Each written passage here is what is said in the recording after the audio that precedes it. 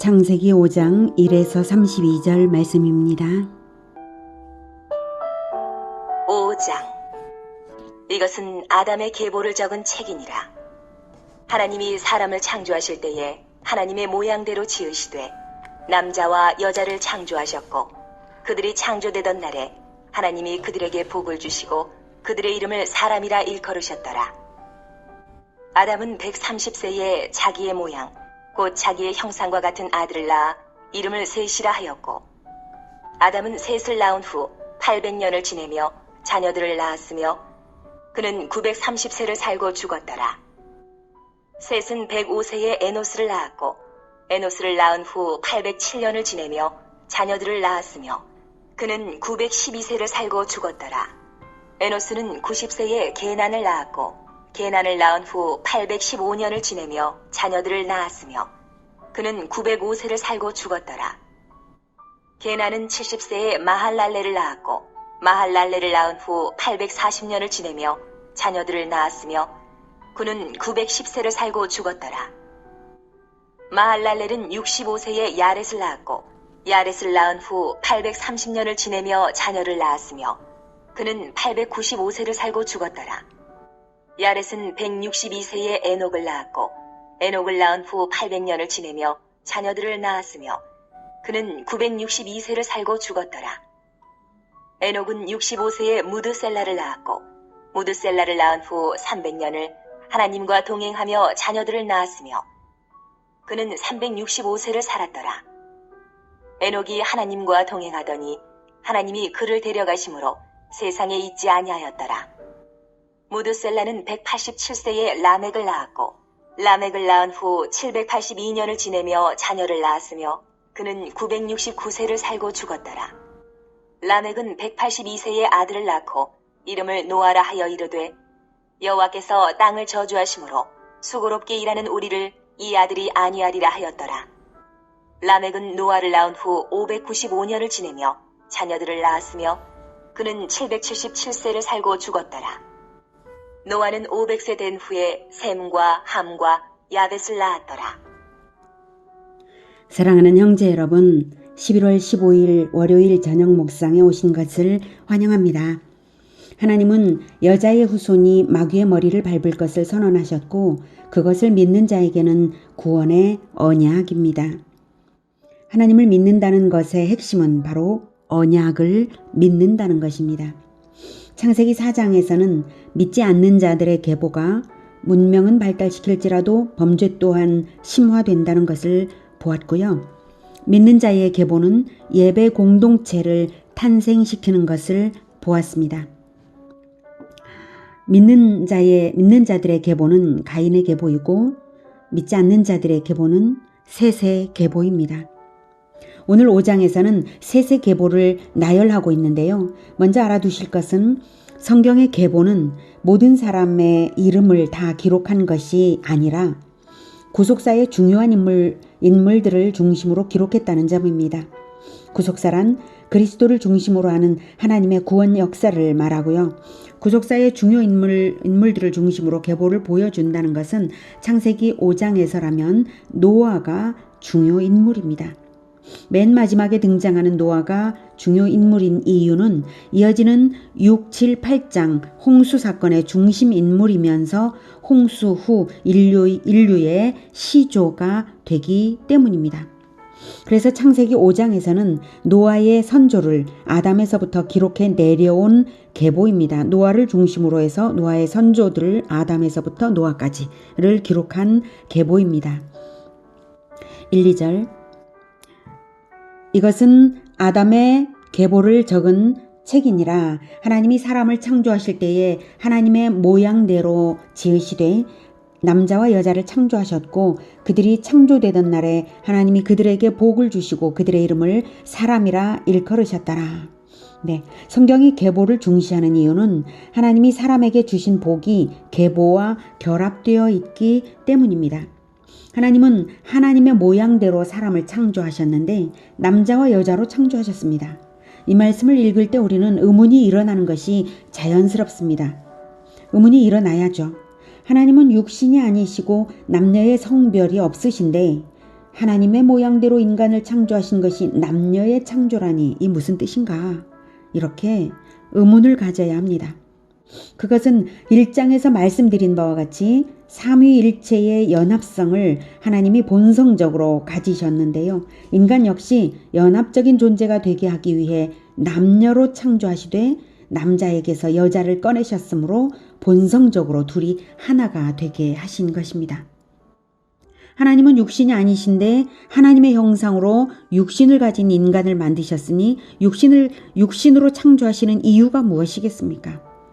그것은 육신적으로 계속적으로 출산을 거듭하여 번성하게 하시는 그러한 뜻이 있으신데 그 출산을 위하여 남녀의 연합과 당연히 육체적인 연합만이 아니라 서로 영적인 연합까지도 하나님께서는 뜻하신 것입니다.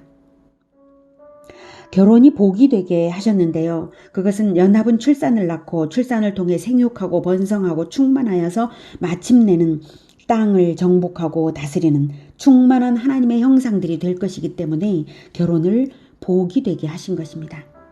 그런데 이렇게 되려면 반드시 태어나는 후손이 부모를 통해 하나님의 형상을 이어받아야 합니다. 하나님의 삼위일체적 연합처럼 사람도 삼위일체적 연합이 됨으로써 생육 번성이 진정한 복이 되는 것입니다. 3절 아담은 130세에 자기의 모양 곧 자기의 형상과 같은 아들을 낳아 이름을 셋이라 하였고 다행히도 아담은 가인에게서는 실패했지만 셋을 낳아서 믿음을 이어가는 것을 알 수 있습니다. 자기의 형상과 같은 아들을 낳아가 그 의미입니다. 하나님을 닮은 형상, 즉 믿음의 사람을 성경은 말하고 있는 것입니다. 그리고 본장의 계보 자체가 믿음의 계보만을 추출하여 보여주는 것이기에 그렇습니다. 4절 아담은 셋을 낳은 후 800년을 지내며 자녀들을 낳았으며 5절 그는 930세를 살고 죽었더라. 그 당시 사람들의 나이가 거의 1000년까지 살았던 것이 놀랍죠.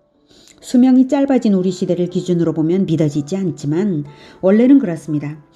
수명이 지금처럼 짧아진 것은 이후에 홍수 심판을 당할 때에 전 지구적으로 환경에 노화가 있었고 자연히 인간 수명도 짧아진 것으로 봅니다. 이와 관련해서는 김명현 교수님의 창조과학 강의를 유튜브에서 보시면 참고가 되실 것입니다. 창세기 6장을 보면 믿음의 후손들이 결국에는 악한 후손들과 통혼을 하여 온 인류가 육신적인 삶을 살면서 불경건한 가운데 불경건한 후손들을 낳고 말았습니다. 창세기 6장 3절에 보면 여호와께서 이르시되 나의 영이 영원히 사람과 함께 하지 아니하리니 이는 그들이 육신이 됨이라 그러나 그들의 날은 120년이 되리라 하시니라.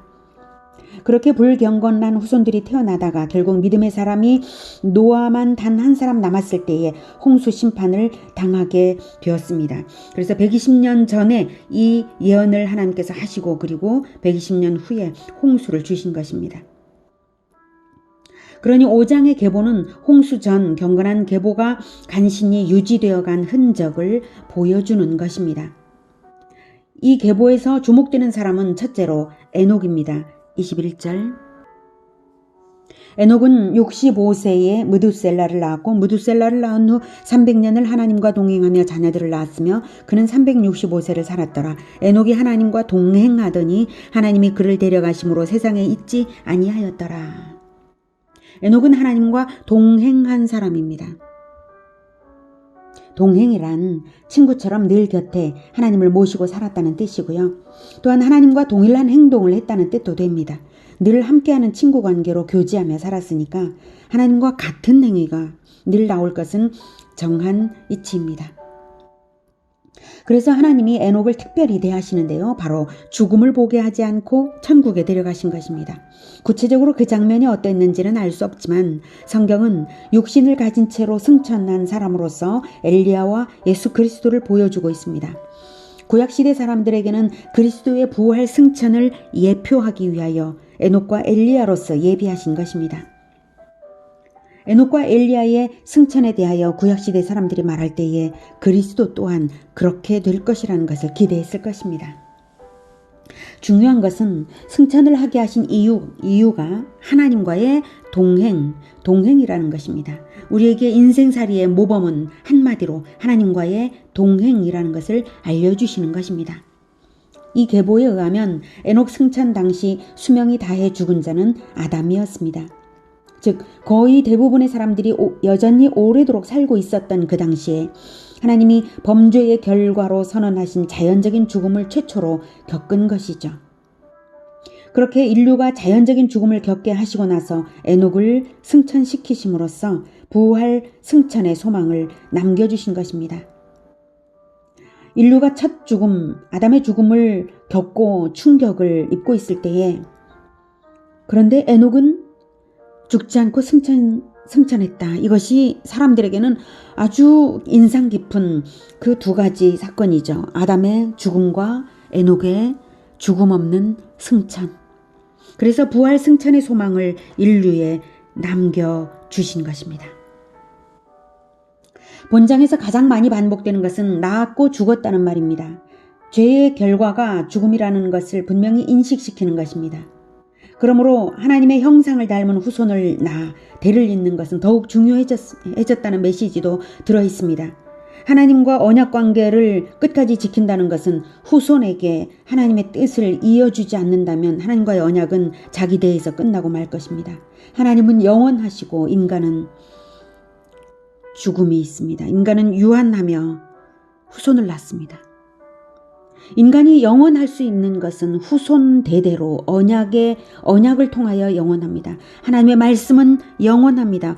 영원하신 하나님의 말씀을 가지는 것, 나도 가지고 후손도 가지고 또 후손들이 대대로 가지는 것, 이것만이 영원한 것입니다. 이것만이 하나님 앞에 또한 신실한 것입니다. 인간은 반드시 죽게 되어 있고 하나님 앞에 가서 최후의 심판대에 서게 됩니다. 그때 내가 영적으로 살아있는 자인가 아니면 죽은 자인가 하는 것을 증명하는 것은 천국 생명책의 계보에 하나님의 형상을 닮은 내 후손을 낳았는가 하는 점입니다. 생명이 있는 자는 자기 형상을 닮은 아들을 낳는 것인 만큼 내가 영적으로 살아있다면 나를 통해 하나님의 형상이 태어나고 하나님과 동행하다가 하나님 앞에 갈 것입니다. 하나님과 동행할 때에 하나님의 형상인 아들을 낳는 것이지 하나님과의 동행 없이 하나님과의 형상이 태어날 수는 없을 것입니다. 하나님은 우리에게 동행의 모범이신 예수 그리스도를 주셨습니다. 예수님과 동행하는 것이 곧 하나님과의 동행입니다. 그리고 부활 승천의 소망도 주셨습니다. 예수님과 친구처럼 늘 붙어 다니는 친구처럼 동행함으로써 생명력 충만하게 살면서 하나님을 닮은 아들들을 낳고 낳다가 하나님 앞에 가야 하겠습니다. 하나님을 닮은 제자들을 낳고 낳다가 하나님 앞에 가야 하겠습니다. 자식을 낳을 나이가 지났다고요? 육신의 출산은 아니죠. 생명책에 등록될 나의 후손은 예수님의 씨로 낳는 계보니까요. 복음으로 낳고 제자화로 기르는 것이죠. 가만히 생각해보면 진정한 제자화의 원리는 동행입니다. 육신의 자식만 아니라 그 누구든 동행하면서 진리를 가르쳐 지키게 하는 것이 영적인 계보를 이루는 일입니다. 하나님을 닮은 아들들을, 하나님을 닮은 제자들을 많이 낳고 또 낳으면서 대대로 낳는 우리 모두가 되기를 축복합니다. 기도하겠습니다. 하나님, 우리는 하나님의 형상을 바로 예수님으로 선물 받았습니다. 우리가 하나님을 볼 수 없는데 사람으로 태어나신 예수님께서 하나님이면 어떻게 살아야 할지를, 하나님의 아들이면 어떻게 살아가는 것인지를 보여주셨으니 감사합니다. 우리가 예수님을 늘 만나게 하여 주시고 예수님과 늘 동행하게 하여 주시옵소서. 그래서 예수님을 닮은 아들들을 낳고 예수님을 닮은 제자들을 낳고 또 낳는 예수님을 닮은 우리 모두가 되게 도와주시옵소서. 예수님의 이름으로 기도드립니다. 아멘.